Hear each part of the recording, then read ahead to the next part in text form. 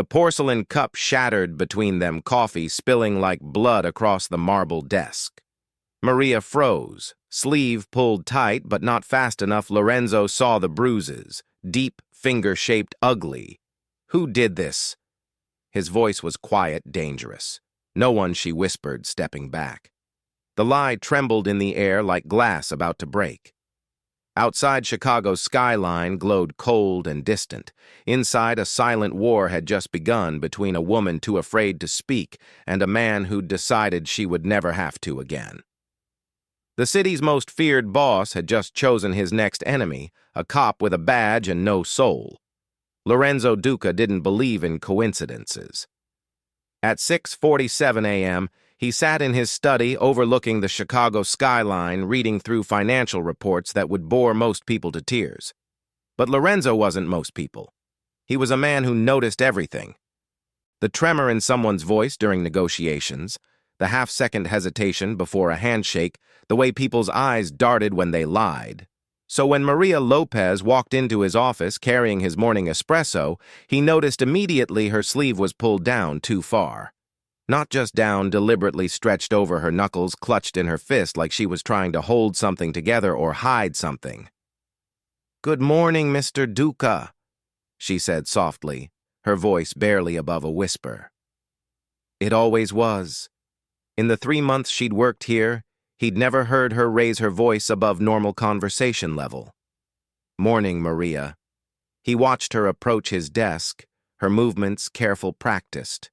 She set the small porcelain cup down with both hands, and that's when it happened. The sleeve slipped just for a second, maybe two, but it was enough. Dark purple bruises wrapped around her wrist like ugly bracelets. Some were fresh, deep purple and angry. Others were fading to that sickly yellow-green color that meant they were a few days old. His eyes caught them before she yanked her sleeve back down and he saw her freeze. She knew he'd seen Maria. He said calmly, setting down his pen, "Sit down." "Oh, I should get back to sit."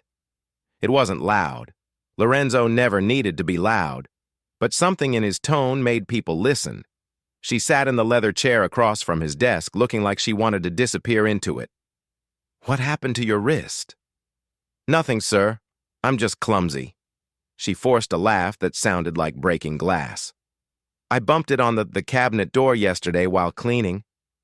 Lorenzo leaned back in his chair, studying her. Maria was 28.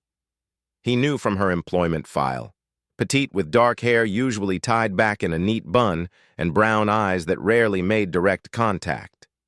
She was thorough, quiet, and she never asked questions. Those were the qualities his housekeeper, Mrs. Chun, had praised when recommending her. But Mrs. Chun hadn't mentioned the fear because that's what Lorenzo saw now, not embarrassment about being clumsy. Fear. Raw and real. Both wrists. He asked gently, noticing how she was unconsciously rubbing her other arm. Maria's face went pale. "Ah, yes, I'm very clumsy. Show me, Mr. Duca. Really, I'm fine, Maria." He kept his voice soft but firm. "Show me." Her hands trembled as she slowly pulled back her sleeves. Both wrists bore the same marks. Finger-shaped bruises.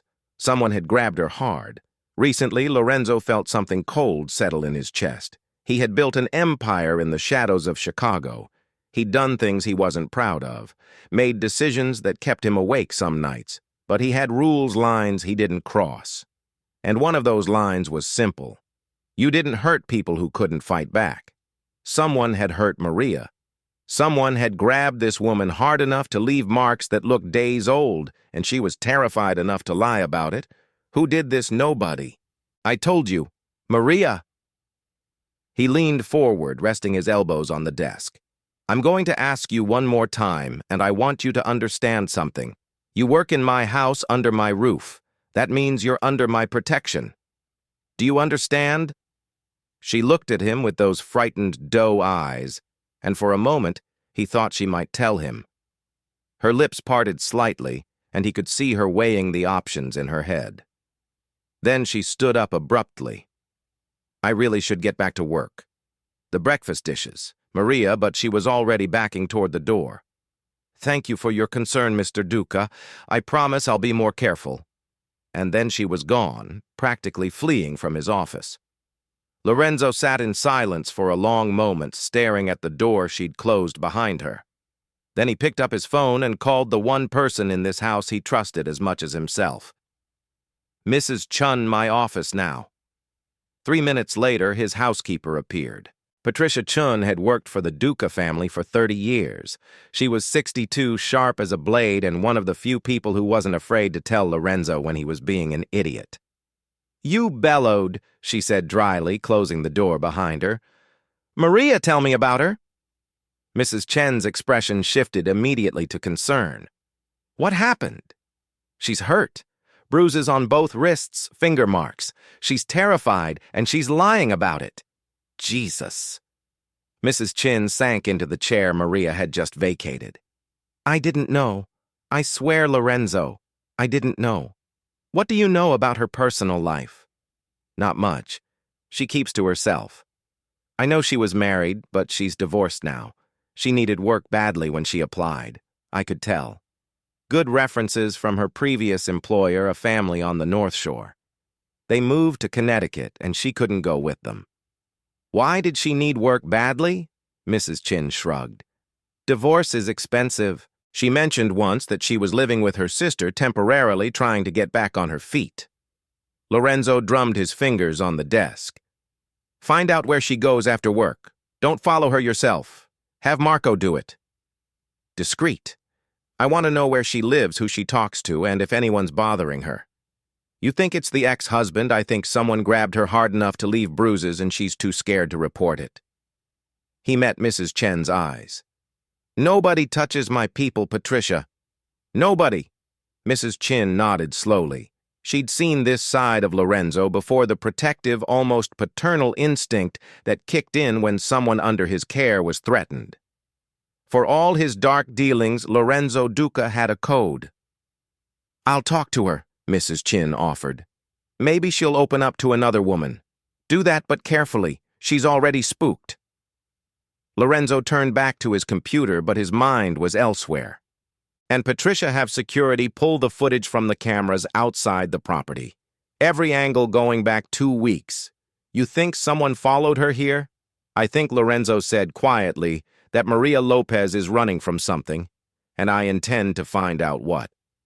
After Mrs. Chin left, Lorenzo sat alone his study, the financial reports forgotten. Outside his window, Chicago was waking up. People heading to work, living their normal lives, unaware of the darker currents that ran beneath the city's surface.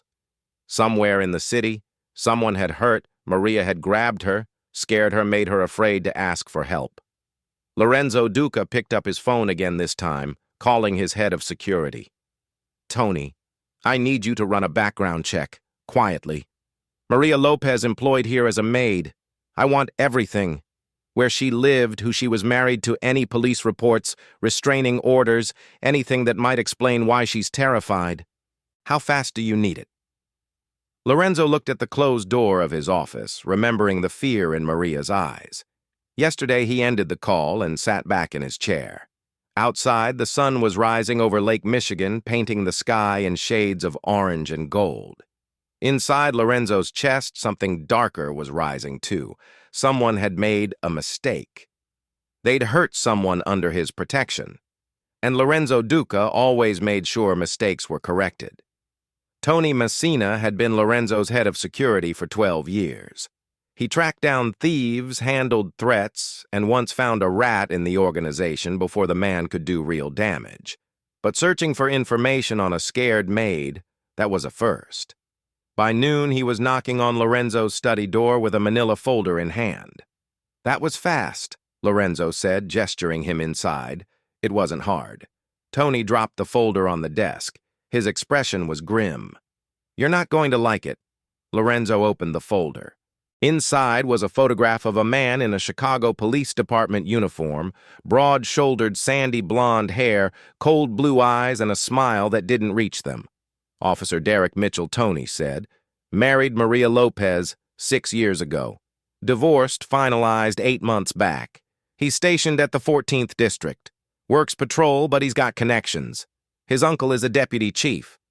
Lorenzo's jaw tightened, and 2 domestic disturbance calls to their old address in the past year. Both times, Maria refused to press charges. Neighbors reported hearing fights. Then she filed for divorce and got a restraining order. Tony pointed to another document which expired 3 weeks ago, and she didn't renew it. Why not? That's the question, isn't it? Tony crossed his arms. I checked with a contact at the courthouse. She tried to renew it. Mitchell showed up with a lawyer, a good one, probably paid for by the uncle. They argued she had no new evidence of harassment. Judge denied the extension. Lorenzo felt that cold anger settling deeper, so she's unprotected legally. Yeah. And boss, there's more. Tony pulled out his phone, showing Lorenzo a photo he'd taken from public social media. It showed Derek Mitchell at a bar armed around another uniformed officer, both holding beers. He's tight with at least a dozen cops in his district. If Maria tried to report him now, it'd go nowhere. They'd protect their own. Lorenzo closed the folder carefully. Where does she live? Apartment in Pilsen, sharing with her sister Rosa. Building's got no security. Maria takes the bus to and from work. Tony paused. You want me to put someone on her? Not yet. I don't want to scare her more than she already, as Lorenzo stood walking to the window, but I want cameras watching that bus stop. And I want to know if Mitchell goes anywhere near her. Already on it. I've got Marco reviewing the footage from outside our gates. If Mitchell's been following her here, we'll know by tonight. After Tony left, Lorenzo tried to focus on work, but his mind kept drifting to Maria. Somewhere in his house, she was cleaning, organizing, trying to make herself invisible while carrying bruises from a man who was supposed to protect and serve. The irony wasn't lost on him. Lorenzo Duca, a man who operated outside the law, was more disgusted by a cop's abuse than most of the so-called good citizens would ever be. Around 2:30 in the afternoon, Mrs. Chin found him still in his study. I talked to her, she said quietly, settling into the chair across from him. Or tried to, and she's terrified. Lorenzo, I brought her tea, sat with her in the kitchen, told her this was a safe place. Mrs. Chen's voice was heavy with frustration. She thanked me, said she was fine, and then I watched her hands shake so badly she almost dropped her cup. Did she say anything useful? She mentioned she's been having trouble sleeping, keeps hearing noises outside her apartment at night. She tried to laugh it off, said the neighborhood's just loud, but Mrs. Chin shook her head. That girl is being stalked and she knows it.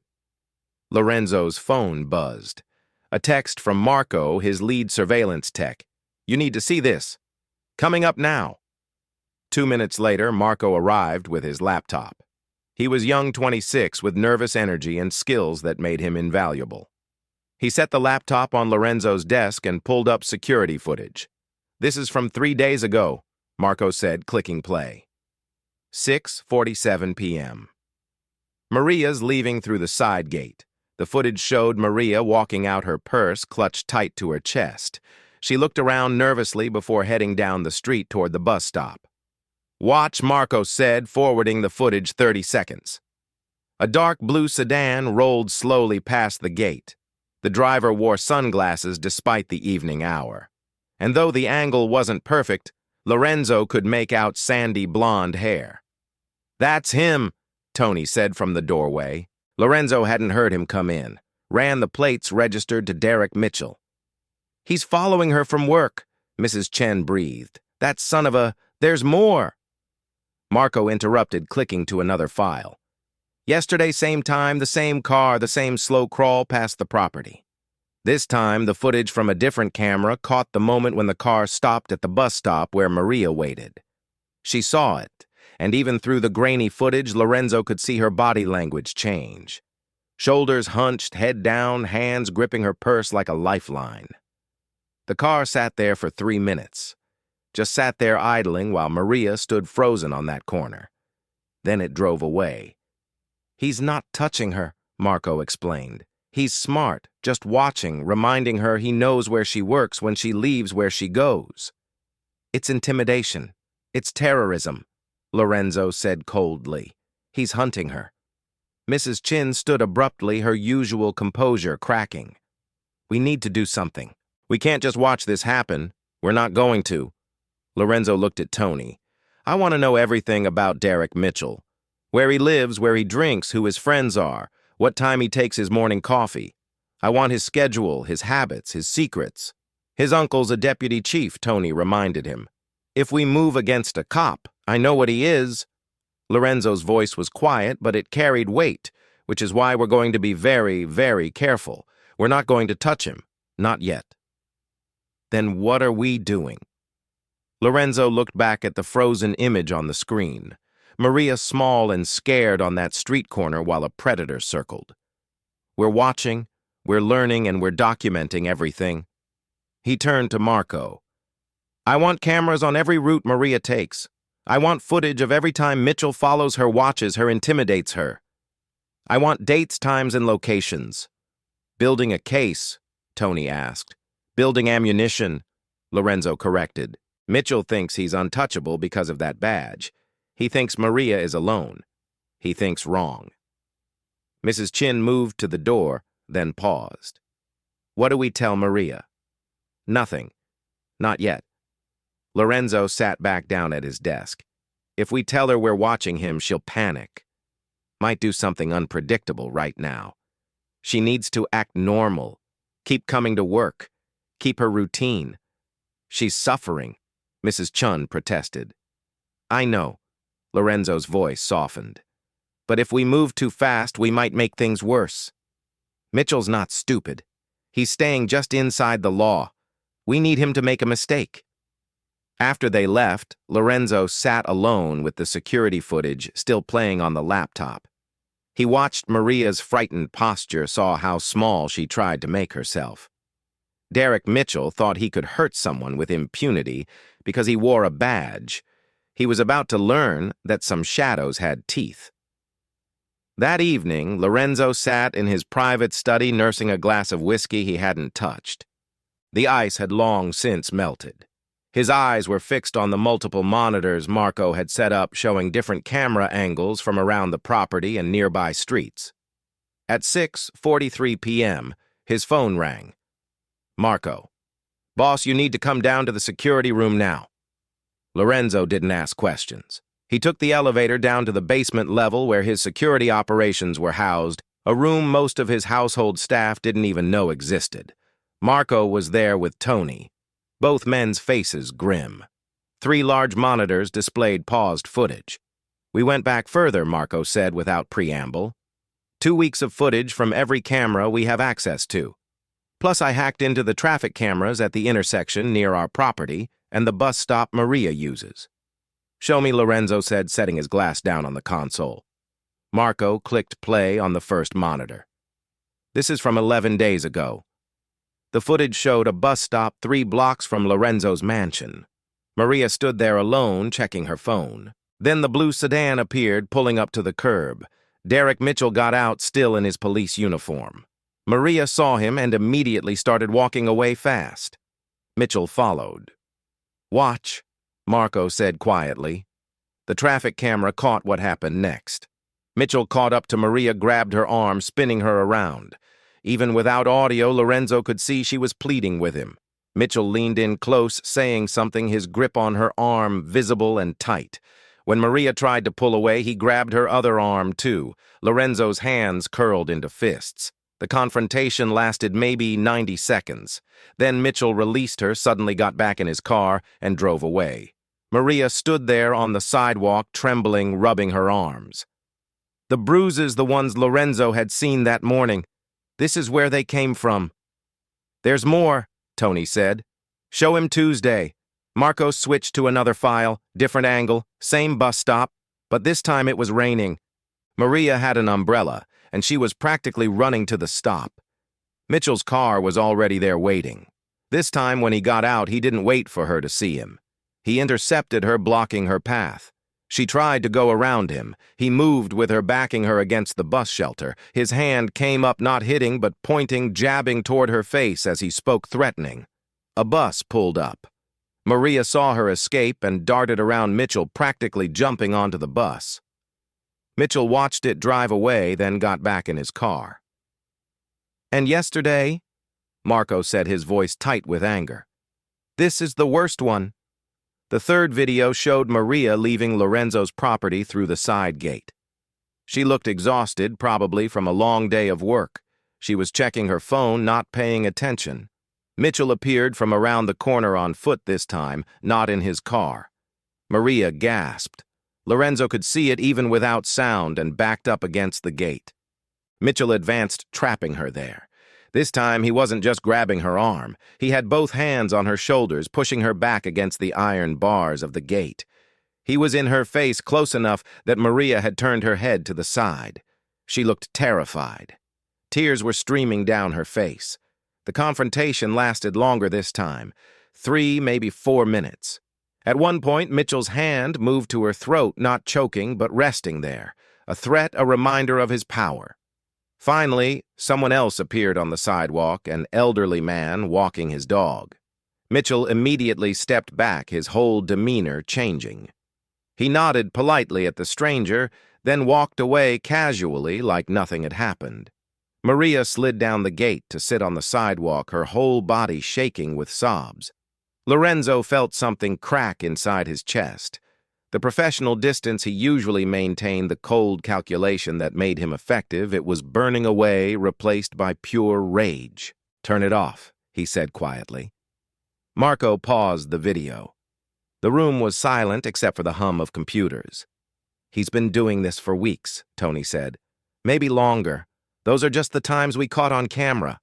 Who knows how many other times he's cornered her when there weren't cameras around?" Lorenzo turned to face his security chief. "He's a cop." "Yeah. Protected by his badge, by his uncle, by the whole goddamn system." "Yeah," Tony repeated. "And Maria can't report him because they'll bury it. She can't get another restraining order because the judge already said no. She can't run because she needs this job and he knows where she works." Lorenzo's voice was deadly calm. "She's trapped. That's about the size of it." Tony agreed. Lorenzo walked to the monitors, studying the frozen image of Maria's terrified face. "Did you make copies of everything? Triple backed up cloud storage, encrypted drives, the works?" "Good." Lorenzo turned back to them. "Get me everything on Derek Mitchell. And I don't mean public records. I want the real story. Where does his money come from? A patrol cop with a wife, ex-wife, and an apartment. Shouldn't be driving a car that nice. What bars does he drink at? Who are his friends? Does he gamble? Does he owe money? Does he have secrets? You want us to investigate a cop?" Marco asked carefully. "I want you to investigate a predator who happens to wear a badge." Lorenzo's eyes were cold. "Mitchell thinks he's untouchable. He thinks because he's got an uncle in the department and a uniform in his closet, he can terrorize a woman without consequences." "So what are we going to do?" Tony asked. Lorenzo looked back at the screen at Maria's tear-stained face, at the hand on her throat. "We're going to show him that badges don't stop bullets." Tony's eyes widened. "Boss, that was a metaphor, Tony." Lorenzo's voice softened slightly. "I'm not going to kill a cop. That would bring heat we can't afford, and more importantly, it would scare Maria even more than she already is." Then Lorenzo smiled, but there was no warmth in it. "We're going to do something worse than killing him. We're going to destroy everything that makes him feel powerful. His reputation, his protection, his badge." He moved toward the door, then paused. "A man like Mitchell, his identity is wrapped up in that uniform and the respect he thinks it commands. We take that away and he's nothing." "That could take time," Marco said. "Then we'd better get started." Lorenzo opened the door. "I want a full report by tomorrow morning. Everything you can find. Financial records, associates, habits, dirt. If Derek Mitchell has skeletons in his closet, I want to know where the bodies are buried." After they nodded and turned back to their computers, Lorenzo took the elevator back up to his study. The sun had set over Chicago, and the city lights twinkled below like stars that had fallen to earth. Somewhere out there, Maria was in her shared apartment, probably still scared, still looking over her shoulder. And somewhere else, Derek Mitchell was probably having a beer with his cop buddies laughing, feeling invincible. Lorenzo picked up his phone and made a call.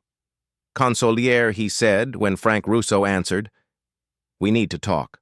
I have a situation that requires your particular expertise." "How delicate?" "We're going after a police officer." There was a long pause.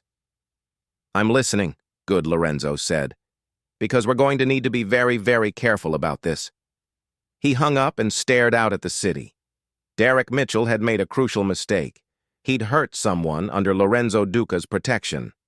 Now it was time to teach him what happened when you cross the wrong shadow. The next morning, Lorenzo found Maria in the library dusting bookshelves with mechanical precision. She moved quietly like she was trying not to disturb the silence itself. "Maria," he said softly from the doorway. "Can you come to my office, please?" Her whole body went rigid. The duster fell from her hand.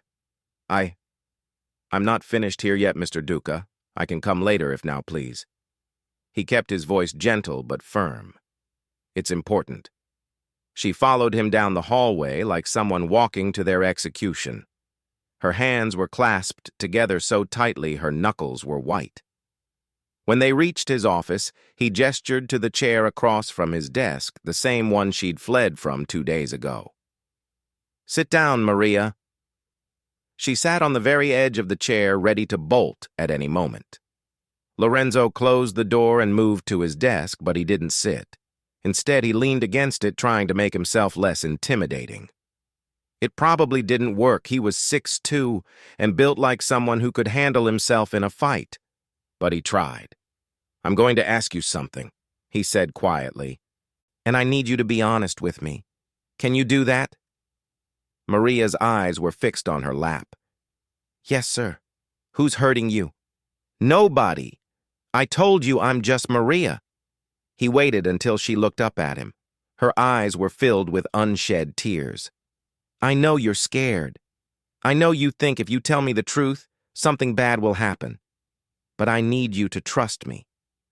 "I can't," she whispered. "I can't talk about it." "Why not?" Because her voice broke. "Because talking about it makes it worse. Every time I've tried to get help, it just makes him angrier." There it was him. Your ex-husband, Lorenzo said. It wasn't a question. Maria's head snapped up, fear flooding her face. "How did you? It's my job to know things." He moved around the desk and pulled his own chair closer to her, sitting down so they were at eye level. "Derek Mitchell, Chicago, PD 14th District. You were married for 5 years, divorced 8 months ago." She started crying, then silent tears streaming down her face. "Please don't get involved. Please. You don't understand what he's capable of. Tell me he'll hurt you or he'll have his friends arrest you on fake charges." Or Maria Lorenzo's voice was calm, almost soothing. "Look at me." She did, her face wet with tears. "I'm not afraid of Derek Mitchell, but I need to understand what's been happening. Can you tell me?"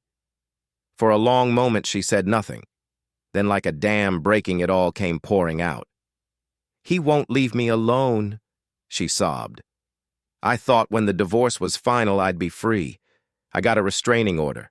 I moved in with my sister. I changed my phone number. But he always finds me. He waits at the bus stop.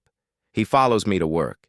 He shows up outside Rose's apartment at 2:00 in the morning and just sits there in his car watching."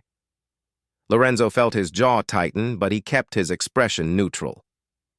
"Have you tried to report him?" "Yes." The word came out like a cry of frustration. "I tried. I went to his station. You know what they said?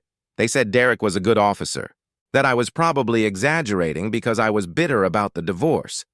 One of them told me I should be grateful he even wanted to stay in my life." Her voice dropped to a whisper. "He is the police, Mr. Duca. He asked the law. Who do you call when the person hurting you wears a badge? What about the restraining order? It expired 3 weeks ago. I tried to renew it, but Derek brought a lawyer, an expensive one. They said I had no proof of recent harassment. The judge denied it." She wiped at her tears with her sleeve. "And even when I had it, it didn't stop him. He'd find ways to get close without technically violating it. He knows every loophole. What does he want? Maria's laugh was bitter and broken. Me back. He thinks I'm his property. He says I destroyed his reputation by divorcing him, that I made him look weak in front of his friends. He says if he can't have me, he'll make sure I'm too scared to have a life without him. She looked up at Lorenzo with desperate eyes. I can't sleep. I can't eat every time I leave the house. I'm terrified he'll be there. And I can't quit this job because I need the money, but I'm so scared he's going to follow me here and cause trouble and you'll fire me. Stop! Lorenzo's voice cut through her panic.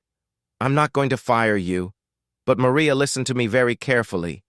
He leaned forward, his voice steady and sure. You work in my house. You are under my protection. That means something. Do you understand, Mr. Duca? You can't fight the police. I'm not fighting the police. I'm protecting someone who works for me from a man who's abusing his power. He stood up and walked to the window, hands in his pockets. Derek Mitchell thinks he's untouchable because of that badge. He thinks he can terrorize you because you have nowhere to turn. I don't, Maria said quietly. I don't have anywhere to turn. Lorenzo turned back to face her. Yes, you do. You have here. You have me. Why? The question came out small and confused. Why would you help me? I'm just a maid. Because what he's doing is wrong. Lorenzo said it simply like it was the most obvious thing in the world. And because I don't let people get hurt on my watch. You don't understand. He is friends. His uncle is a deputy chief. If you try anything, Maria Lorenzo moved back to his chair and sat down looking directly into her eyes. I'm going to tell you something, and I need you to believe me. Derek Mitchell will never touch you again. I don't make promises I can't keep. She stared at him, searching his face for any sign of doubt or deception. How can you promise that? Because Lorenzo said quietly, I'm very good at what I do. What if he retaliates? What if he comes after you? Let me worry about that. But Maria, his voice was gentle but firm. All I need from you is to keep coming to work. Act normal. Don't do anything different. Can you do that? You want me to just pretend everything's fine while he's out there for now? Yes, I know that's hard, but I need you to trust me. He stood up and walked to his desk, pulling out a business card and writing something on the back. This is my private cell phone number. If Mitchell approaches you, if you feel unsafe, if anything happens, you call me immediately.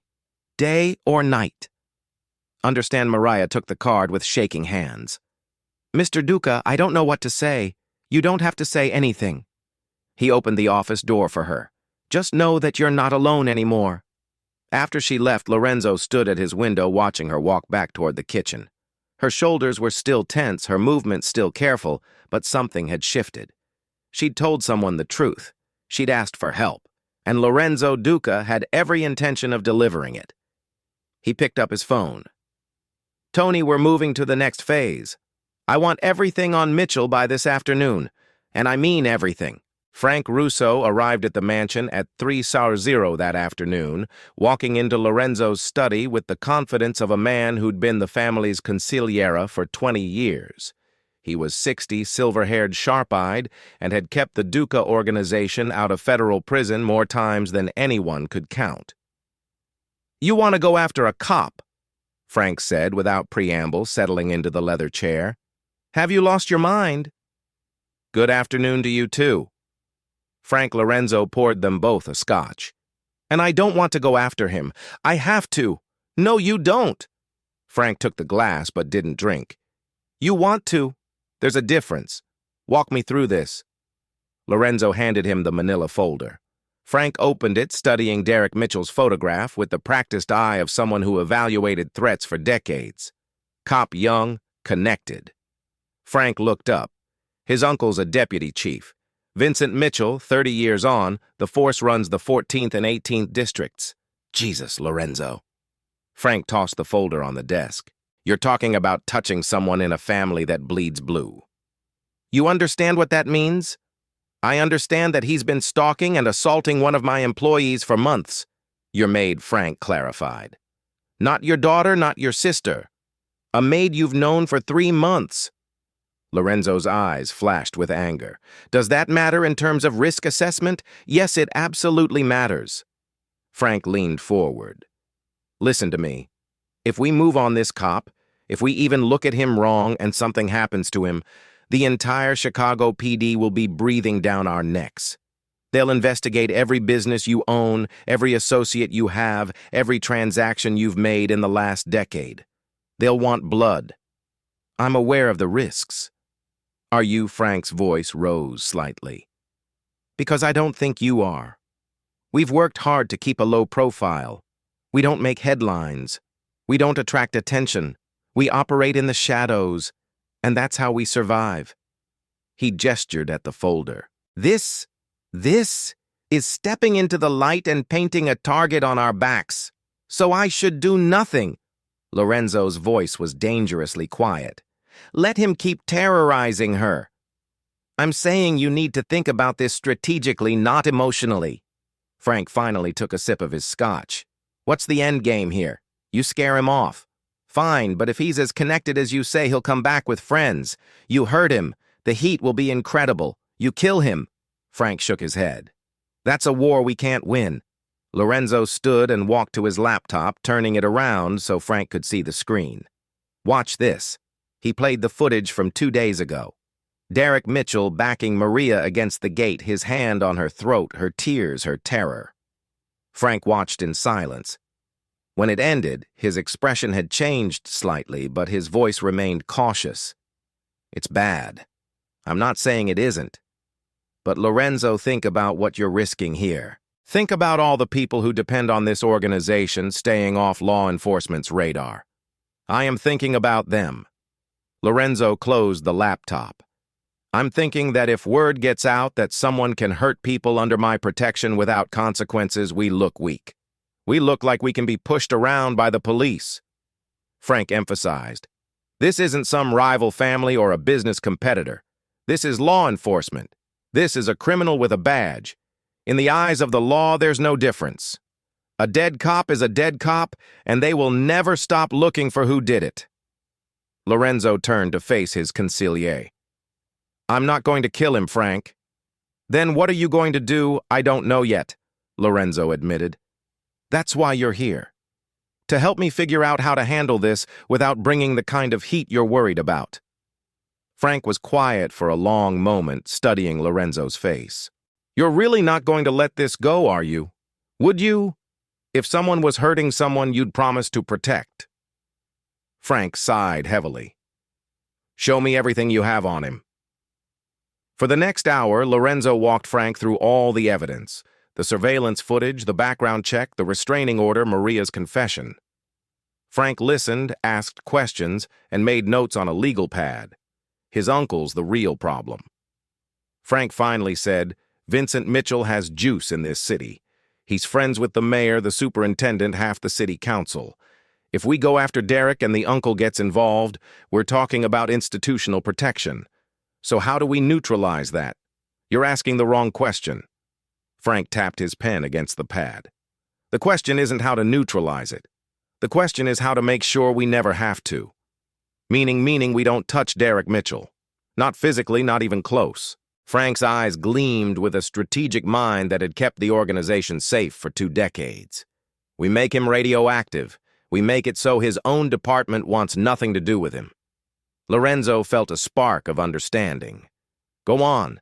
Every cop, even dirty ones, has enemies. People they've crossed arrests, they've botched money, they've skimmed. Frank leaned back in his chair.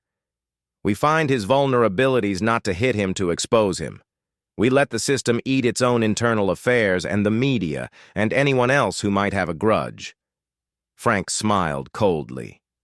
We don't need to kill Derek Mitchell, Lorenzo. We need to kill his credibility, strip away his protection, make him just another civilian with anger issues and a history of domestic violence. Lorenzo moved back to his desk, his mind racing through possibilities. He pulled up the footage again, watching Maria's terrified face, Mitchell's threatening posture. How long would that take? He asked. Weeks, maybe a month. These things have to develop naturally, can't look orchestrated. Maria doesn't have a month, Lorenzo said quietly. He's escalating. Today it's intimidation. Tomorrow it could be worse. Then we put protection on her. Quietly, people he won't notice. He's a cop. He's trained to notice. Frank stood walking to the window. There's another option. What, offer her money? Set her up somewhere far from Chicago. New identity, new life. Mitchell can't follow what he can't find. Lorenzo shook his head immediately. She has a sister here, a life. Why should she have to run because it's safer? Frank said bluntly. For her and for us. Lorenzo looked at the frozen image on his screen. Maria's tears, her fear, her helplessness. He thought about what she'd said in his office. Who do you call when the person hurting you wears a badge? No one. That was the answer. You called no one because the system protected its own. Unless someone outside the system decided to even the scales. We're not sending her away, Lorenzo said finally, his voice carrying the weight of a decision made. And we're not going to physically touch Mitchell. You're right about that. The risk is too high. Frank turned from the window, relief crossing his face. Good. But we are going to destroy him, Lorenzo continued carefully, methodically. We're going to remove every piece of armor that makes him feel untouchable. His badge, his reputation, his connections, his protection. He met Frank's eyes. We won't hit him, Frank. We'll remove his armor first, then we'll let him fall. Frank studied him for a long moment, then nodded slowly. All right, but we do this my way. Controlled. No improvising, no emotional decisions. Agreed. And if at any point the heat gets too intense, we pull back. Deal. Lorenzo extended his hand. Deal. They shook on it. Two men in the shadows plotting the downfall of a man who wore the light. Tony Messino was good at his job for one simple reason. He understood that information was currency. And over the next 48 hours, he was about to make Lorenzo Duca a very rich man. We start with the money, Tony said, spreading documents across the conference table in Lorenzo's secure basement office. Marco sat at his laptop screens glowing. Frank Russo observed from the corner, arms crossed. Mitchell's official salary is $62,000 a year, Tony continued. He rents an apartment in Lincoln Park, $1,500 a month, drives a 2023 Dodge Charger, eats out 4 or 5 times a week at places that aren't cheap. So he's living above his means, Lorenzo said. Way above. Marco pulled up bank statements on the main screen. His checking account shows regular deposits matching his paychecks. But look at this. He highlighted several cash deposits. $2,000 here, $3,500 here, $1,500. All cash, irregular intervals. How'd you get his bank records? Frank asked. Marco grinned. His bank has terrible cybersecurity. I didn't even need to try hard. That's felony hacking, Frank pointed out. Only if they can prove it, Marco shrugged, and only if they know to look. Lorenzo studied the numbers. 43,000 in cash deposits over the last year. Where's it coming from? That's the fun part, Tony said, pulling out another file. I've got a CI confidential informant who works in the 14th district. Janitor keeps his head down. Nobody notices him. He says Mitchell's been running a side hustle for at least 2 years. What kind of hustle? The old-fashioned kind. Traffic stops in nice neighborhoods. Find something, drugs, open container, whatever. Offers to make it go away for cash. Sometimes he works with his partner, Officer Ryan Webb. They split it. Lorenzo felt disgust curl in his stomach. He's shaking people down. Yep, and it gets better. Tony slid a photograph across the table. This was taken 3 nights ago outside a bar in Bridgeport called Murphy's Pub. The photo showed Derek Mitchell in civilian clothes sitting at an outdoor table with 3 other men. Lorenzo didn't recognize 2 of them, but the third one he did. That's Jimmy Kowalski, Frank said, identifying the man before Lorenzo could. Runs protection rackets on the south side, dirty as they come. Mitchell drinks with him twice a month, Tony confirmed. My guy says they've got an arrangement. Mitchell tips Kowalski off about raids, helps him move product when heat's coming down. In exchange, Kowalski gives him cash and protection if Mitchell ever needs muscle. So our cop is crooked, Lorenzo said. What else? Marco took over, typing rapidly. I dug into his arrest record. Found something interesting. 2 years ago, Mitchell arrested a guy named Carlos Mendez for drug possession. Mendez claimed Mitchell planted the drugs, but nobody believed him. He got 5 years, and Mendez's girlfriend at the time filed a complaint saying Mitchell sexually harassed her during the arrest, grabbed her inappropriately made comments. The complaint went to Internal Affairs.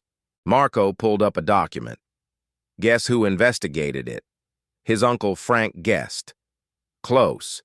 His uncle's best friend, Lieutenant Paul Brennan. Complaint was deemed unfounded. Case closed. Lorenzo leaned forward. You're saying there's a pattern of covering for him? I'm saying there's a whole network covering for him, Marco corrected. Look at this. He pulled up a web diagram on the screen showing connections between different officers.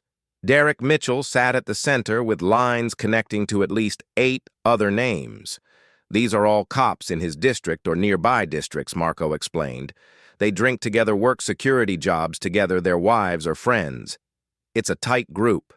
And here's the thing, every single one of them has had at least one complaint filed against them. Excessive force, misconduct, harassment, and every single complaint was either dismissed or buried. They protect each other, Tony said. It's a brotherhood. You don't rat on your brothers, even when your brothers are criminals, Lorenzo added coldly. Frank moved closer to study the diagram. This is good. This is the kind of thing Internal Affairs would actually care about if it got in front of the right people. There's more, Tony said. Remember I said Mitchell works with his partner Ryan Webb. Webb's got a gambling problem, owes money to 3 different bookies. I talked to one of them off the record and he says Webb's been bragging about how he and Mitchell are untouchable because of Uncle Vincent. Lorenzo absorbed all of this, his mind working through the implications.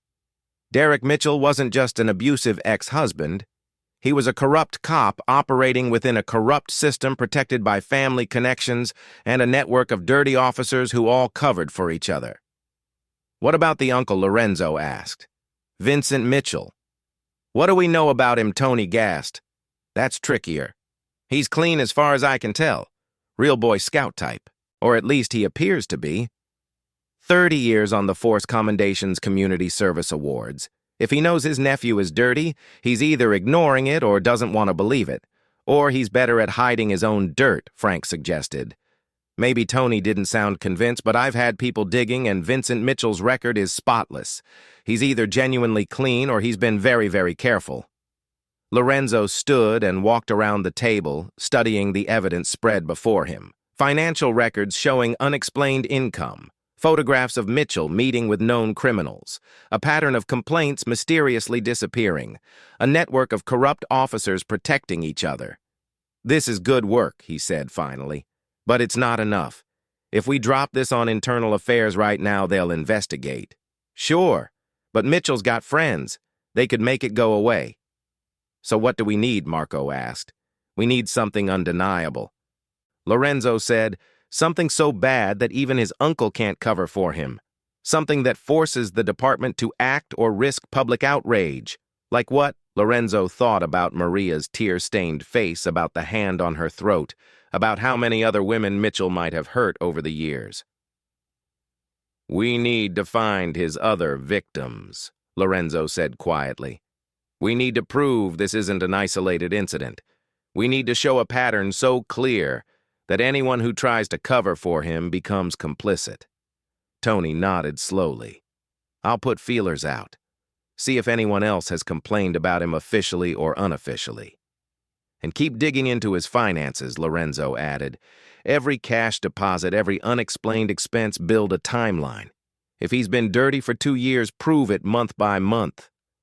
What about surveillance? Marco asked. You want me to keep eyes on him? Absolutely. I want to know everywhere he goes, everyone he meets, everything he does. Lorenzo's voice hardened. Derek Mitchell thinks he's protected. He thinks that badge makes him immune. We're going to document every crime, every shakedown, every abuse of power. And when we're done, we're going to hand it all to people who can't ignore it. Frank cleared his throat. Just remember our agreement. We do this carefully. No direct action. I haven't forgotten. Lorenzo looked at each man in turn. This isn't about revenge. This is about removing a predator from power, and the best way to do that is to let the system he's been abusing turn against him. Tony gathered up the files. Give me 3 more days. I'll have enough to bury him. You've got 2, Lorenzo said.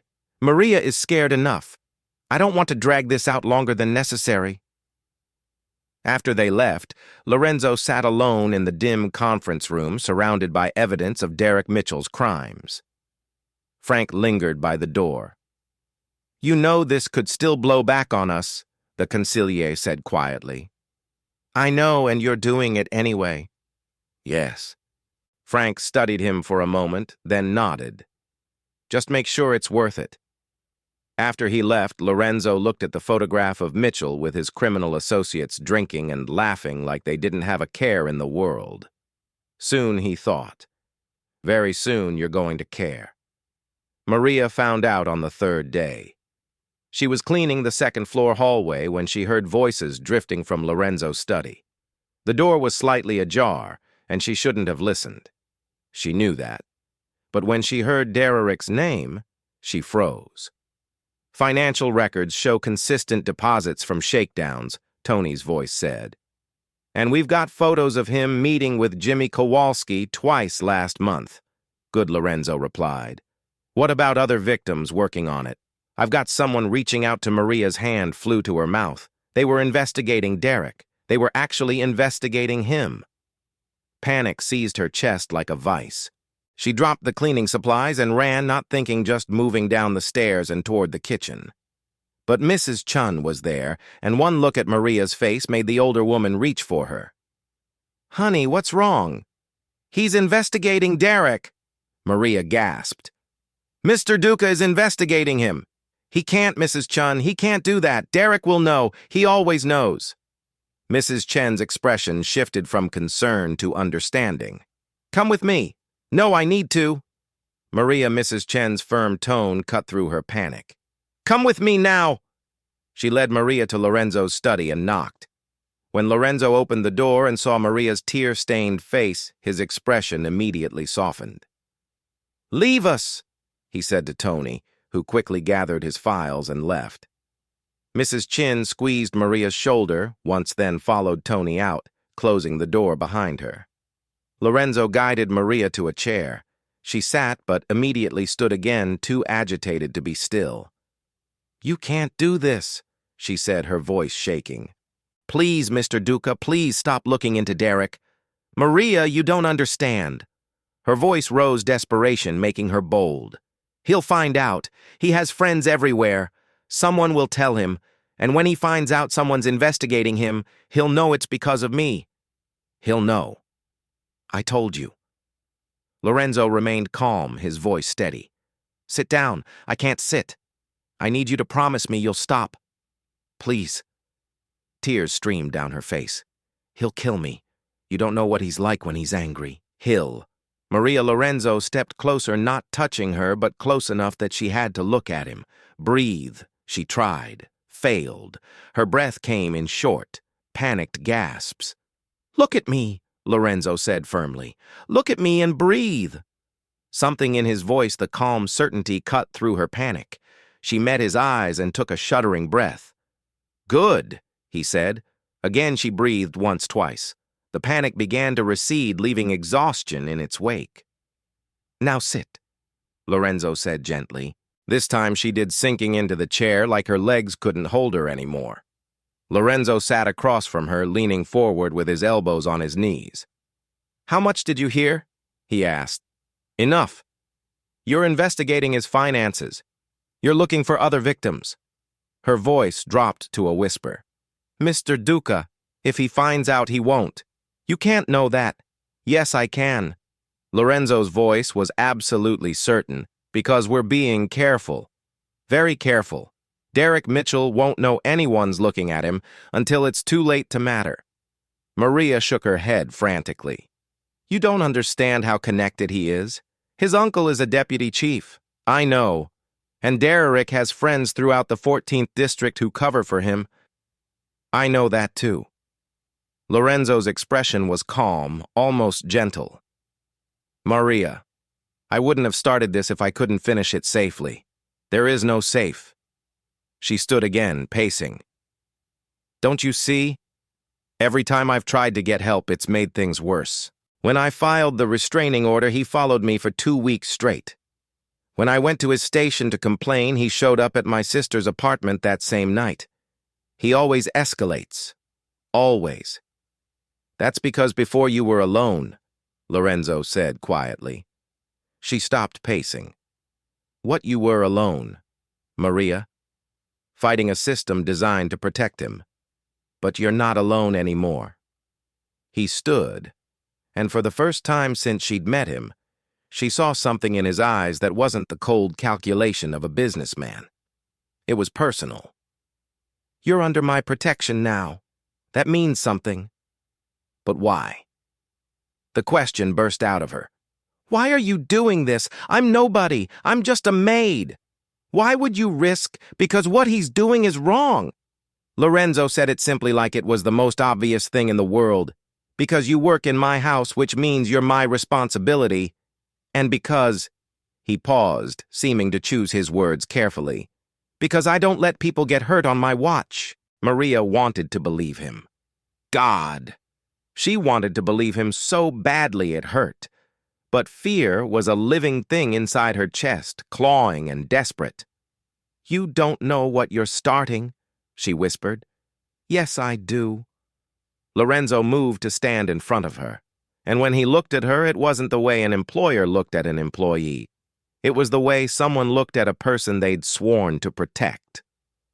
Maria, listen to me very carefully. Derek Mitchell will not touch you again. I promise you that. You can't promise that. I don't make promises I can't keep. The certainty in his voice made something crack inside her chest. She'd been carrying fear for so long, carrying it alone, letting it eat away at her, until she felt like there was nothing left but terror and exhaustion. And here was this man, this dangerous man with shadows in his eyes, telling her she didn't have to carry it anymore. What if you're wrong? She asked, her voice barely audible. I'm not, but what if, Maria? He waited until she met his eyes. Have I lied to you yet? She thought about it. He'd promised she wouldn't lose her job, and she hadn't. He'd promised to look into Derek, and he had. He'd given her his private number and told her to call if she felt unsafe. No, she admitted. Then trust me now, she wanted to. The words were right there, ready to tumble out, but years of fear held them back. Lorenzo seemed to understand. He walked to his desk and pulled out a different card. Not his personal number this time, but something else. This is the number for a security company I trust, he said, handing it to her. If you feel unsafe at work, at home, anywhere, you call this number and say your name. Someone will be there within minutes. You don't need to explain. You don't need to justify. Just call. Maria took the card with trembling fingers. I don't understand. Why are you doing all this? Lorenzo was quiet for a moment, studying her face. When he spoke, his voice was softer than she'd ever heard it. Because nobody should have to live the way you've been living. Looking over your shoulder, afraid to go home, wondering when the next attack will come, he paused. You deserve better than that, Maria, and I'm going to make sure you get it. Tears spilled down her cheeks again. But these felt different. Not panic tears. Something else. Something that felt dangerously close to hope. I'm scared, she whispered. I know. What if this makes everything worse? It won't. Lorenzo's voice carried absolute conviction. He won't touch you again, Maria. That's a promise. She looked at him, really looked at him, and saw something in his face that made her breath catch. He meant it. Every word. This wasn't just about protecting an employee or maintaining his reputation. This was personal. Okay, she said finally, the word barely more than a breath. Okay. Okay, she said it again, stronger this time. I trust you. Lorenzo nodded once, satisfaction flickering across his features. Good. Now go home. Act normal. Let me worry about Derek Mitchell. As Maria left to study, she felt the fear still there coiled in her chest. But for the first time in months, it wasn't alone. Something else was there too, fragile and new. Hope. Lorenzo moved like a chess player, and over the next 48 hours he made his opening moves. The first piece fell on Tuesday morning. Officer Ryan Webb, Derek Mitchell's partner and accomplice in shakedowns, arrived at the 14th District Station at 7 a.m. for his shift. At 7:32 a.m., two internal affairs investigators were waiting in the parking lot. Officer Webb, the lead investigator, said, flashing her badge, "We need to talk about some financial irregularities. Won't take long." Webb's face went pale. "I don't know what you're talking about." "Then you won't mind answering a few questions. It wasn't a request." By 8:15 a.m., Webb was sitting in an interrogation room, sweating through his uniform as the investigators laid out bank records showing unexplained deposits matching the exact amounts of traffic stops he'd made. Someone had anonymously sent the records to Internal Affairs with a detailed timeline. Webb knew he was caught. By noon, he turned on Derek Mitchell, giving a detailed statement about their shakedown operation in exchange for a lighter punishment.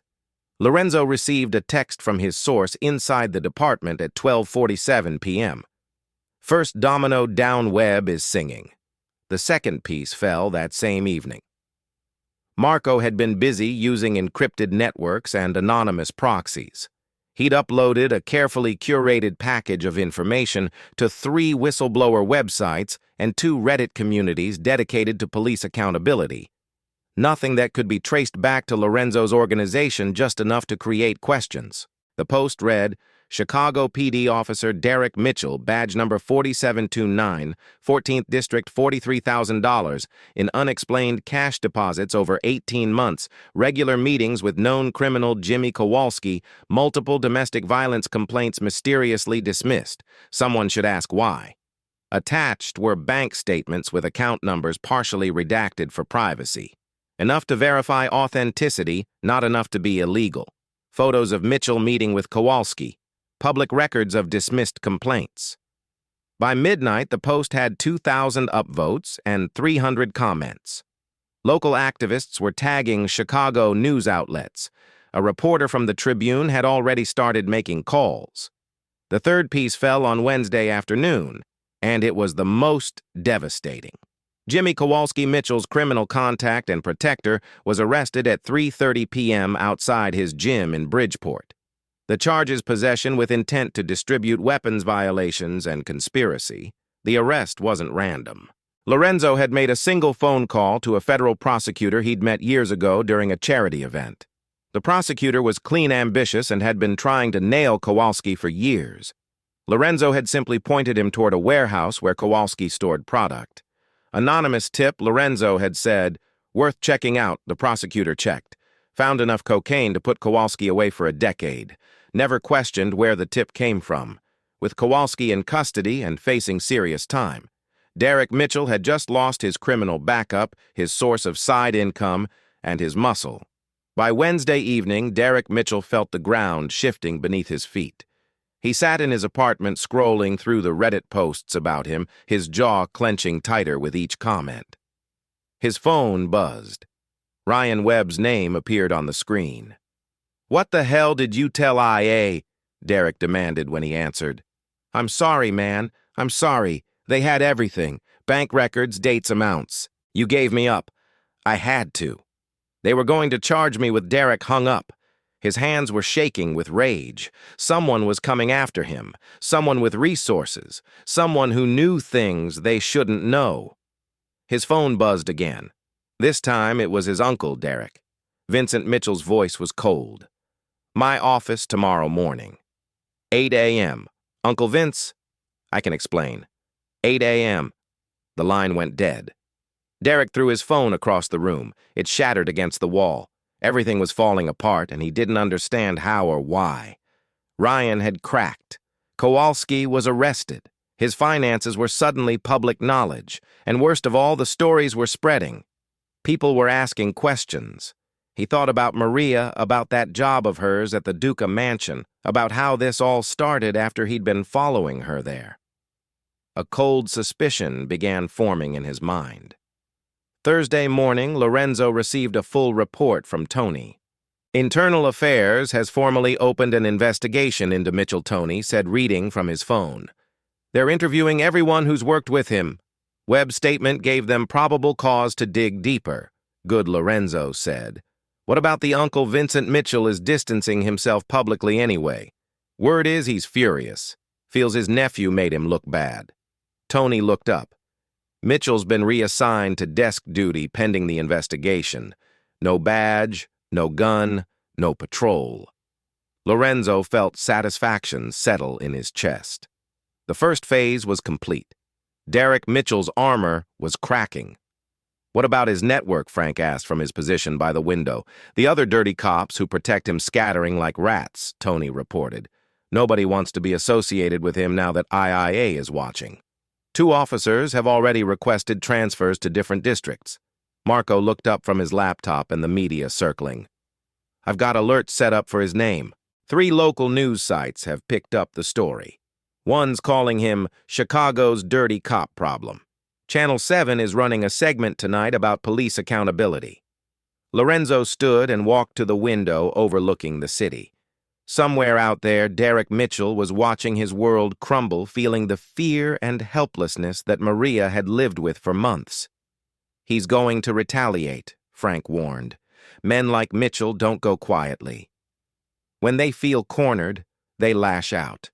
I know Lorenzo turned back to face them, which is why we need to move faster. We've cracked his foundation. Now we bring the whole structure down. How, Tony asked. The media exposure was phase 1. Internal Affairs is phase 2.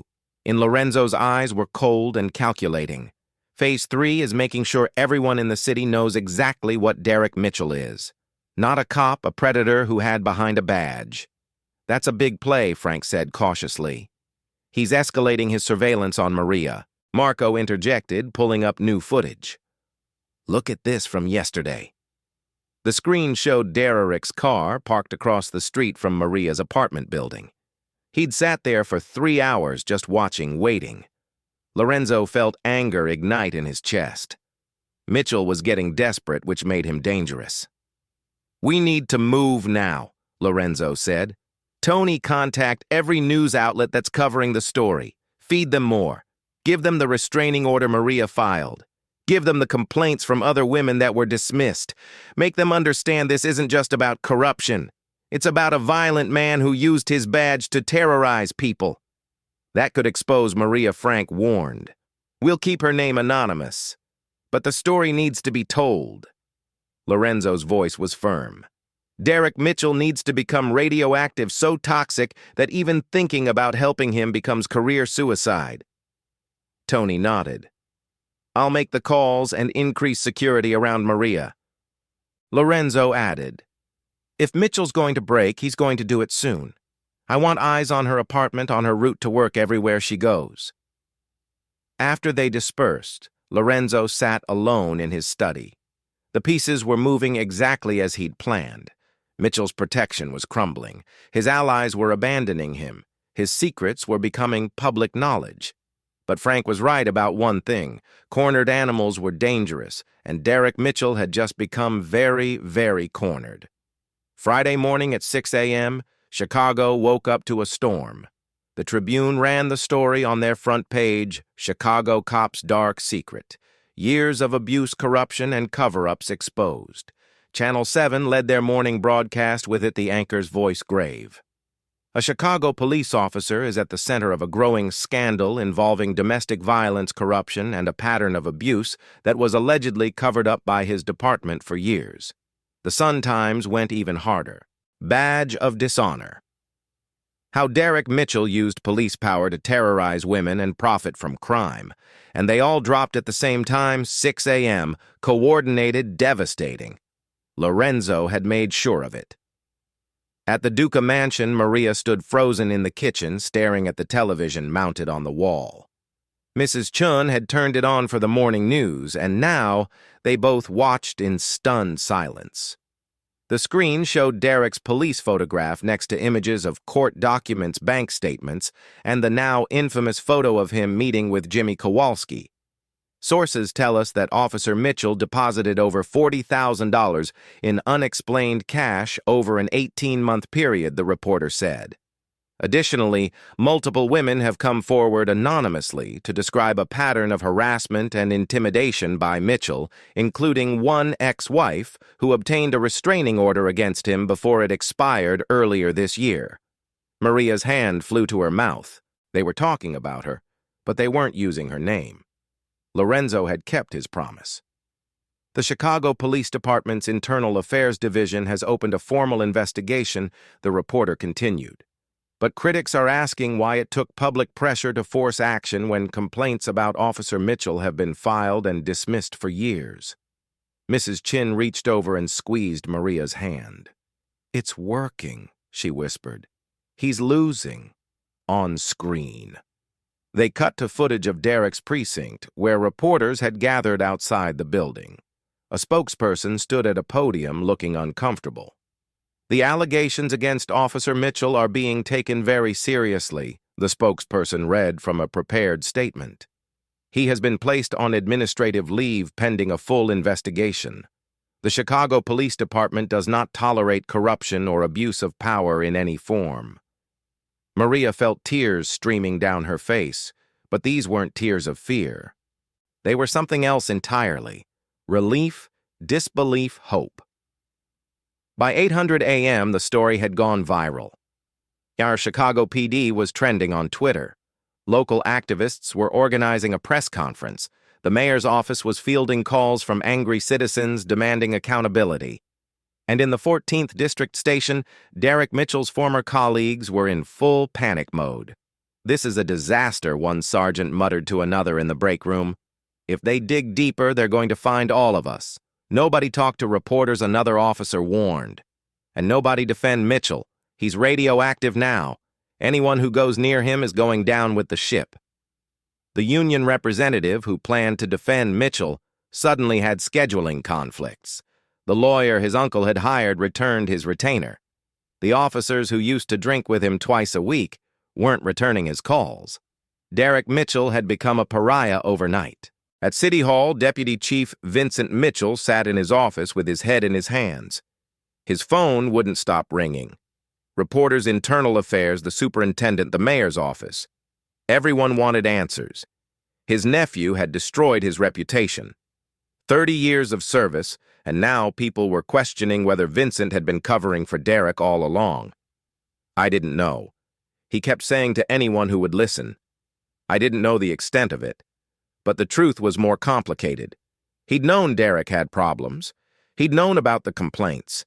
He just never wanted to believe his nephew was capable of being this corrupt. Family loyalty had made him blind. Now that loyalty was costing him everything. By noon, the story had expanded beyond Chicago. CNN picked it up. So did MSNBC.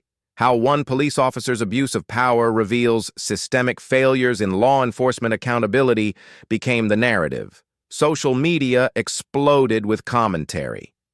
Police accountability advocates held up Derek Mitchell as a perfect example of why reform was necessary. Defenders of law enforcement scrambled to distance themselves from him, emphasizing that he represented a tiny minority of bad cops. Everyone had an opinion. Everyone wanted to talk about it. And in all that noise, all that attention, Derek Mitchell's carefully constructed armor shattered completely.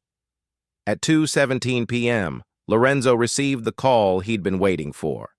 "He's been formally suspended," Tony reported. "No badge, no gun, no access to the precinct. The superintendent made the announcement an hour ago. They're calling it suspension without paying criminal investigation." "Criminal investigation?" Lorenzo repeated, satisfaction evident in his voice. "The FBI is getting involved. That meeting with Kowalski triggered federal interest. They're looking into corruption, racketeering, possible civil rights violations." Tony sounded almost gleeful. "Boss, they're going to tear his life apart looking for evidence." Lorenzo closed his eyes, letting the news sink in. It had worked. Every piece had fallen into place exactly as planned. What about his precinct? Frank asked from across the desk. Mass panic, Tony confirmed. Officers are requesting transfers. IIA is interviewing everyone who ever worked with Mitchell. Nobody wants to be associated with him. 3 of his buddies have already lawyered up. Marco pulled up news coverage on the monitor. Every channel was covering it. Derek Mitchell's face was everywhere, always next to words like corrupt abuser disgrace. How's Maria taking it? Frank asked. Lorenzo had checked on her earlier. She'd been in the kitchen with Mrs. Chun watching the news with tears streaming down her face. When she'd seen him, she'd just whispered, "Thank you." She's processing, Lorenzo said simply. This is a lot. It's about to get worse for Mitchell, Marco said, pulling up his laptop. The floodgates have opened. I'm seeing posts from people claiming Mitchell harassed them during traffic stops. A woman just posted on Facebook that he threatened her when she tried to file a complaint. People who were too scared to speak up before. They're speaking up now. Lorenzo watched the stories multiply across social media. Derek Mitchell hadn't just terrorized Maria. He'd been doing it for years to multiple people, and now they all felt safe enough to tell their stories. The thing about predators, Frank observed quietly, is they never have just one victim. They have a pattern. We just helped make that pattern visible. At 4:00 p.m., Maria knocked on Lorenzo's study door. Come in, he called. She entered slowly, looking smaller than usual in her simple work clothes. But when she met his eyes, Lorenzo saw something different there. The constant fear that had haunted her features was still present, but it was beginning to fade, replaced by something that looked almost like peace. I watched the news, she said softly. All day. Everyone's talking about him. Yes. They're saying he's going to be arrested, that the FBI is investigating. Her voice wavered. Is it really over? Lorenzo stood and moved around his desk. Not yet, but we're close. He can't hurt you anymore, Maria. He has no badge, no authority, no protection. He's just a man now, and men can be held accountable. She nodded, fresh tears spilling down her cheeks. I never imagined anyone could actually stop him. You're safe now, Lorenzo said firmly. That's what matters. Maria looked at him for a long moment, then did something unexpected. She stepped forward and hugged him quick and impulsive, then pulled back immediately, looking embarrassed. I'm sorry, I shouldn't have. It's fine, Lorenzo said gently. You're welcome. After she left, Lorenzo returned to the window overlooking Chicago. The sun was setting, painting the sky in shades of orange and red. Somewhere in this city, Derek Mitchell was watching his world burn down around him. Tomorrow would bring the final act. Derek Mitchell had been drinking since noon. His apartment was a disaster.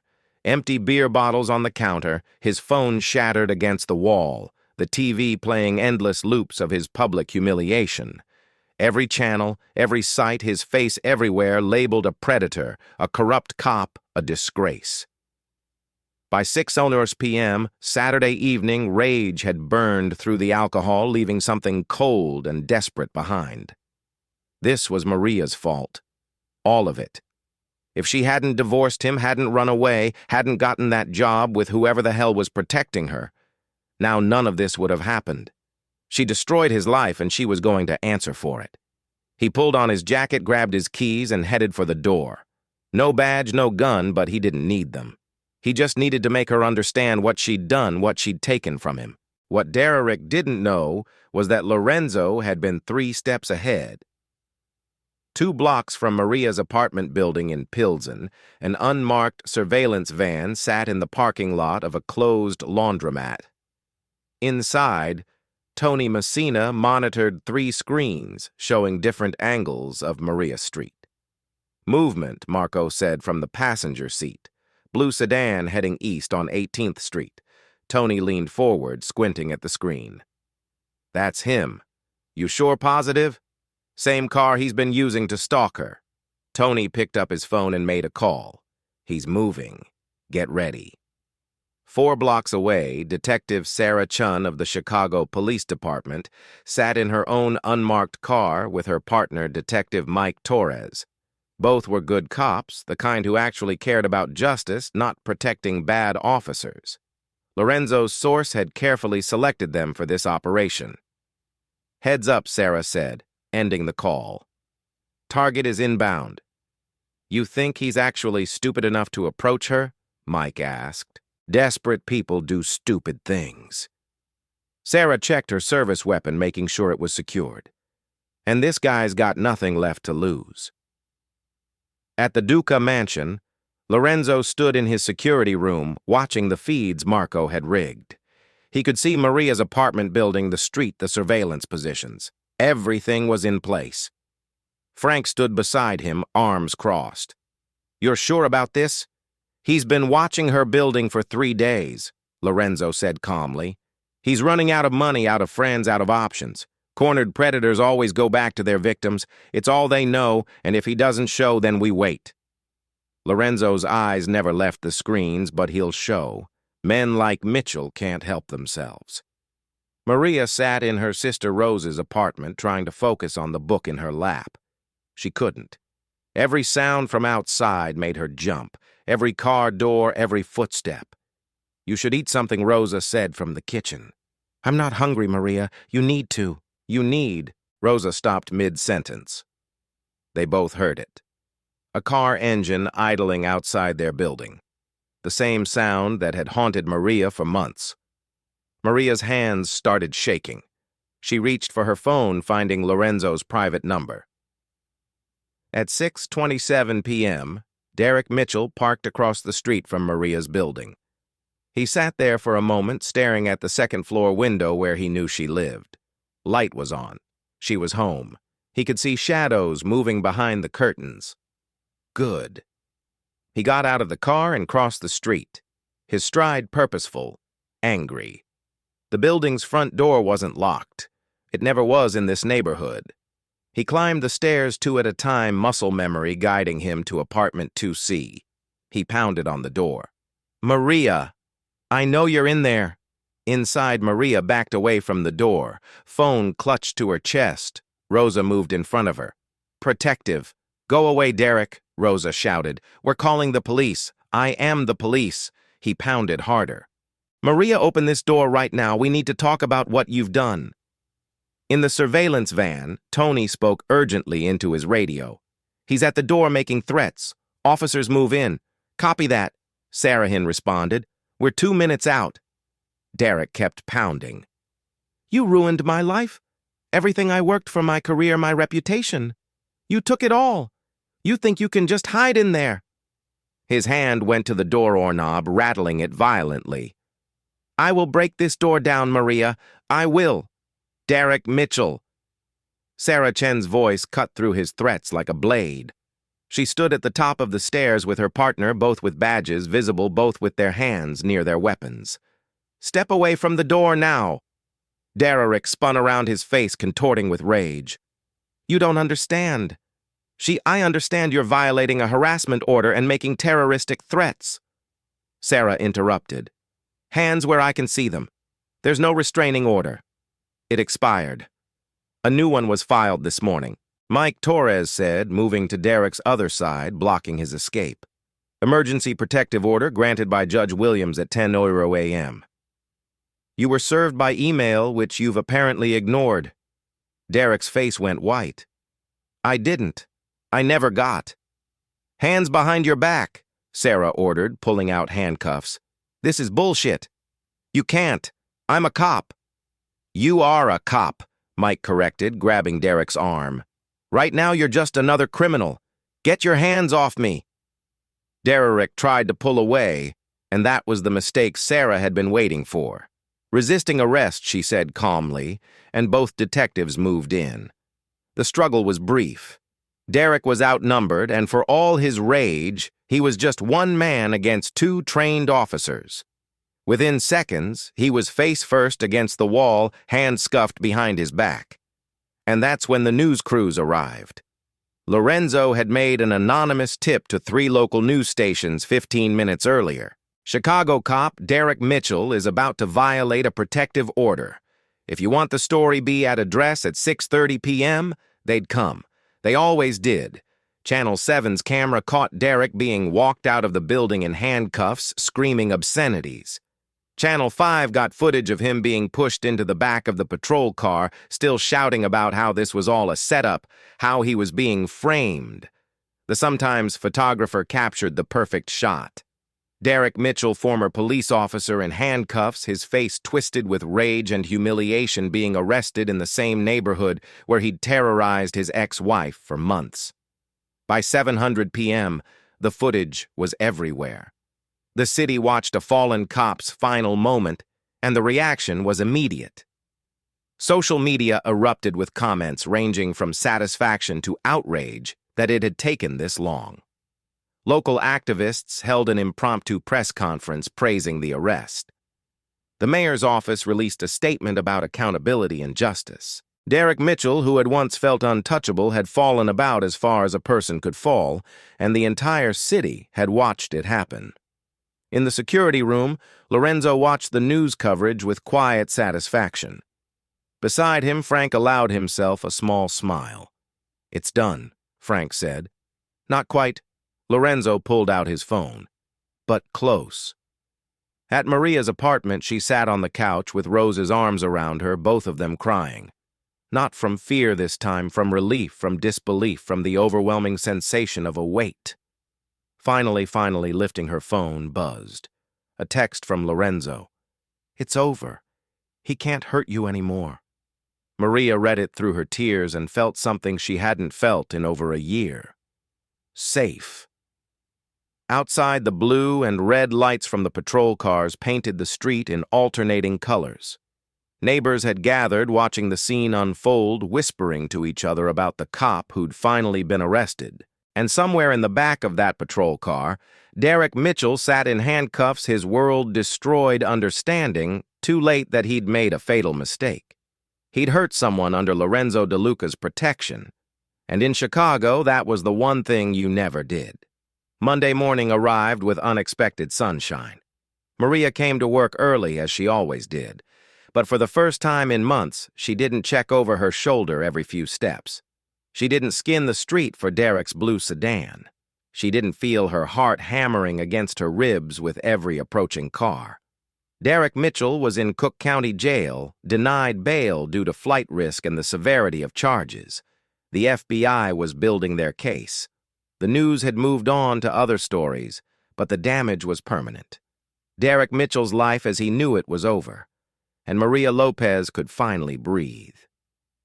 Mrs. Chin found her in the kitchen around 10:00 making coffee with a small smile on her face. The first genuine smile the housekeeper had seen in months. "He wants to see you," Mrs. Chun said gently. "In his office?" Maria's smile faltered slightly. "Did I do something wrong?" "Honey, no." Mrs. Chun squeezed her shoulder. "Just go. Trust me." Maria climbed the stairs to Lorenzo's study, knocked softly, and entered when he called. He stood by the window looking out at the city, but turned when she came in. "Sit down, Maria," he said, gesturing to the chair. His tone was warm, not the formal employer voice she'd grown accustomed to. She sat, hands folded in her lap, waiting. Lorenzo moved to his desk and picked up a manila envelope. "We need to talk about your living situation." Maria's stomach dropped. "I know Rose's apartment isn't ideal, but I'm saving money for my own place. I just need a few more months." Maria Lorenzo's voice was gentle. "I'm not asking you to leave your sister's place because it's a problem. I'm asking you to consider an alternative." He opened the envelope and pulled out a set of keys, setting them on the desk between them. "What are these?" she asked quietly. "Cast to an apartment in Lincoln Park. 2-bedroom secure building with a doorman and camera system. 24-hour security." He slid the keys toward her. "It's yours if you want it."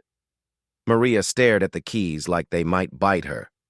"Mr. Duca, I can't afford. It's already paid for." 3 years up front, he pulled out papers. "The lease is under a property management company I own. Your name doesn't appear anywhere on public records." Derek wouldn't be able to find it even if he tried. I don't understand.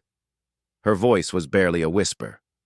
You need a fresh start, Lorenzo said simply. Somewhere safe. Somewhere Derek Mitchell's shadow doesn't reach. He paused. Rosa is welcome too if she wants to move with you. It's a 2-bedroom for a reason. Maria's eyes filled with tears. Why are you doing this?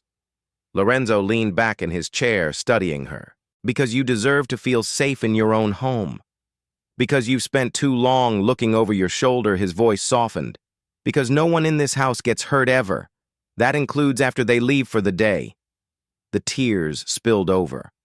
I can't accept this. It's too much. It's already done. Lorenzo's tone was final, but not unkind. The apartment is there whether you take it or not. But I hope you will, Mr. Duca. There's more. He pulled out another document. I've arranged for private security. Nothing obvious. You won't even notice them most of the time, but there will be someone watching, making sure you're safe. At least for the next few months until we're certain Derek isn't a threat anymore. Maria pressed her hands to her face, overwhelmed. I don't know what to say. You don't have to say anything. Lorenzo stood and walked around the desk, leaning against it so he was closer to her level. Maria, you came to work for me 3 months ago. You did your job well, never complained, never asked for anything. When I learned someone was hurting you, it became my responsibility to fix it. But you've already done so much. The investigation, the arrest, you've given me my life back, and now I'm giving you the space to build a new one. Lorenzo's expression was serious but warm. You've been surviving for so long. It's time to start living. The tears came harder now, and Maria didn't try to stop them. She cried for everything. For the fear she'd carried, for the relief of watching Derek arrested, for the overwhelming kindness of this man who barely knew her but had risked so much to help her. Lorenzo handed her a tissue and waited patiently while she composed herself. I don't know how to thank you, she said finally, her voice thick with emotion. Then don't, Lorenzo, push the keys closer to her. Just take the apartment, be safe, be happy. That's all the thanks I need. Maria picked up the keys with shaking hands, feeling their weight. They felt like more than just metal. They felt like possibility, like freedom. Rosa will be thrilled, she said with a watery laugh. She's been talking about moving somewhere safer. Good. Lorenzo returned to his chair. Take the rest of the day off. Go see the place.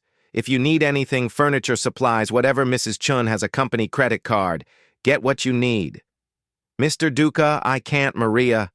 He looked at her with those dark eyes that had once intimidated her, but now just felt protective. Please let me do this. She nodded, clutching the keys to her chest. Thank you for everything, for believing me, for protecting me, for her voice broke for caring. Of course I cared. Lorenzo said it like it was obvious. You work in my house. That makes you family in a way. And I protect my family. Maria stood on shaky legs and moved toward the door, then paused. She turned back to face him. Mr. Duca, when I first met you, I thought you were scary. All the rumors about who you are, what you do. She smiled through her tears. But you're the kindest person I've ever met. You saved my life. Lorenzo was quiet for a moment. I'm not a good man, Maria. Don't mistake what I did for you as evidence of goodness. I have my reasons, my codes, my lines. Derek Mitchell crossed one of those lines. Still, she said softly. Thank you. After she left, Lorenzo sat alone in his study. He thought about what she'd said, that he'd save her life. Maybe he had, or maybe he'd just given her the tools to save herself. Either way, it was done. His phone buzzed. A text from Tony. Mitchell formally charged with corruption, extortion, stalking, harassment, and assault. DA is pushing for maximum sentence. Looks like 15 to 20 years. Lorenzo allowed himself a small smile. Justice delivered through channels that couldn't be traced back to him. The system had finally worked because he'd made sure it couldn't be ignored. He looked out at Chicago, at the sprawling city below. Somewhere in that city, Maria Lopez would move into a new apartment, start building a new life sleep without fear for the first time in over a year. And Derek Mitchell would rot in a cell, understanding too late that some people, no matter how small they seemed, were under protection. He could never penetrate. Lorenzo turned back to his work, satisfied. The scales had been balanced, justice had been served, and Maria Lopez was finally truly free. 1 week later, Chicago was still talking. Channel 7's evening news opened with an update. Former Chicago police officer Derek Mitchell appeared in court today, facing 17 criminal charges, including corruption, extortion, stalking, and assault. If convicted on all counts, he faces up to 25 years in prison. The anchor's co-host leaned in. What's remarkable about this case, David, is how quickly everything unraveled. 2 weeks ago, Mitchell was a decorated officer. Now he's facing a lifetime behind bars. Indeed, Sarah. And many are asking how such a comprehensive investigation came together so quickly. Some political analysts believe there was coordination behind the scenes, someone with resources and motivation to ensure Mitchell's crimes couldn't be ignored. An unseen hand, as some have called it. Exactly. The precision of the timing, the financial leaks, the witness testimonies, the media coverage, it all suggests careful orchestration. But by whom? That remains a mystery. The speculation had been building all week. Reddit threads dissected the timeline. True crime podcast devoted episodes to it. Everyone had theories about who had brought down Derek Mitchell with such surgical precision, but no one had proof. No one could trace it back to a source. That was the point. At the 14th District Station, the atmosphere remained tense. 3 more officers had been suspended pending investigation. The FBI had expanded their probe into the entire precinct. Deputy Chief Vincent Mitchell had taken early retirement, his reputation permanently tarnished by his nephew's crimes. The message was clear. The blue wall of silence had cracks now, and those cracks were letting in light. In Lincoln Park, Maria Lopez stood in her new apartment, still hardly believing it was real. The morning sun streamed through large windows overlooking a tree-lined street. The furniture Lorenzo had arranged to be delivered sat perfectly placed. Everything was clean, new, safe. Rosa emerged from the second bedroom, grinning. "I still can't believe this is ours." "For 3 years," Maria said, shaking her head in wonder. 3 years paid for. He's a good man. You're Mr. Duca." Maria thought about that. Good wasn't quite the right word for Lorenzo, but protective, honorable in his own way. Absolutely.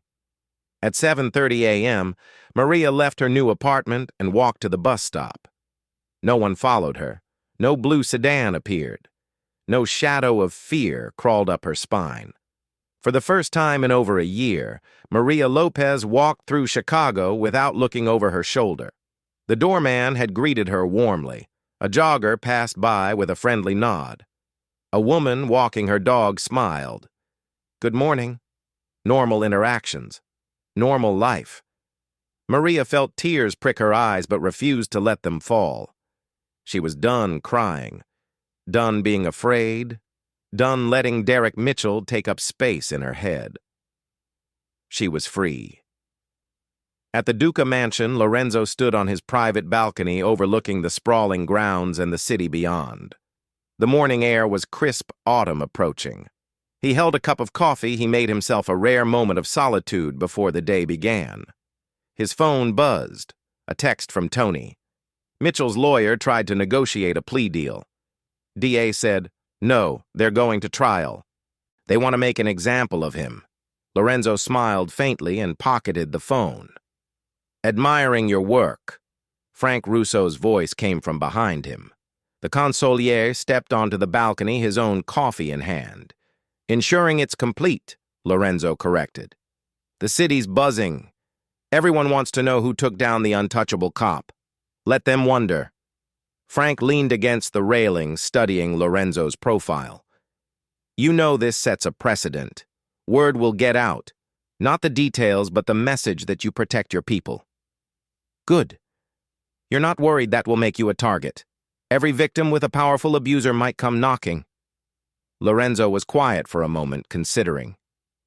Then they'll know where to find help. Frank chuckled softly. You're becoming sentimental in your old age. I'm 37 and getting soft. But there was no criticism in Frank's tone, only observation. They stood in comfortable silence, watching the city wake up. Somewhere out there, Maria was on a bus heading to work without fear. Somewhere in Cook County Jail, Derek Mitchell was beginning to understand that his life as he knew it was over. And somewhere in Chicago's police stations, dirty cops were looking over their shoulders, wondering if they'd be next. The news is calling it divine intervention, Frank said. An act of justice that came out of nowhere. Not nowhere, Lorenzo said quietly. It came from someone who refused to accept that badges make people untouchable, who understood that sometimes the system needs help doing what's right. And if anyone traces it back to you, Lorenzo's expression hardened slightly. They won't. We were careful. Every leak was anonymous. Every tip was untraceable. Every piece of evidence was legally obtained or from sources that can't be connected to us. You sound very sure. Lorenzo took a sip of his coffee. Because we didn't do anything illegal, Frank. We didn't touch Derek Mitchell. We didn't plant evidence. We didn't threaten witnesses. We simply made sure the truth couldn't be ignored. By applying pressure in all the right places, by ensuring justice was served, Frank raised his cup in a mock toast. To justice then, and to sending messages without saying a word. Lorenzo didn't respond, but his slight smile said enough. The balcony door opened again. Mrs. Chun poked her head out. Maria just arrived. She wanted me to tell you she got the apartment settled and thanks you again. How does she seem? Lorenzo asked. Happy. Mrs. Chen's smile was warm. Genuinely happy. I haven't seen her like this since she started working here. After Mrs. Chun retreated inside, Lorenzo turned back to the city view. From here, Chicago looked peaceful, orderly, but he knew better. Beneath the surface ran currents of power corruption, violence, people who hurt others and hid behind institutions. But sometimes, very rarely, those currents met resistance. Sometimes the shadows pushed back. Lorenzo Duca had sent a message to Chicago, though few would ever know he sent it. The message was simple, but absolute. Touch what's mine, and even the law won't protect you. He'd shown that badges could be stripped, that protection could be removed, that predators could be exposed no matter how powerful they seemed. And most importantly, he'd shown one terrified woman that she didn't have to face her demons alone. Lorenzo finished his coffee and turned back toward his study. There was work to do, businesses to run, problems to solve, an empire to maintain. But for now, for this moment, he allowed himself satisfaction. Maria Lopez was safe. Derek Mitchell was destroyed, and Chicago would remember, even if they didn't fully understand, that some people, some very dangerous people, had lines you simply didn't cross. The city whispered about unseen hands and mysterious justice. Lorenzo DeLucas simply got back to work. After all, shadows didn't need recognition. They just needed to keep protecting what mattered. The end.